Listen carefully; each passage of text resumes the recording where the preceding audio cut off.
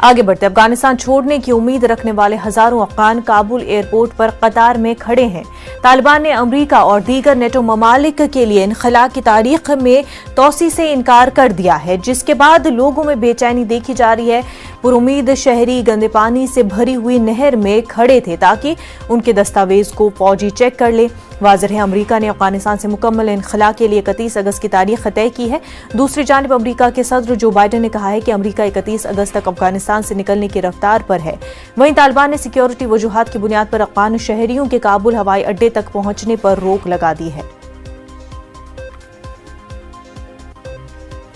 In a short period of time, but people have sort of risen to the challenge, accepted what's been put in front of them, and we really focused on the importance of recovering the entitled personnel, doing their mission, and doing it for a good cause.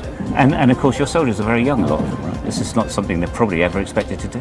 No, I think that's a fair comment for many people at any age. Not many of them have seen scenes such as this. But again, driven by that real sense of purpose, they've actually absolutely been committed to the task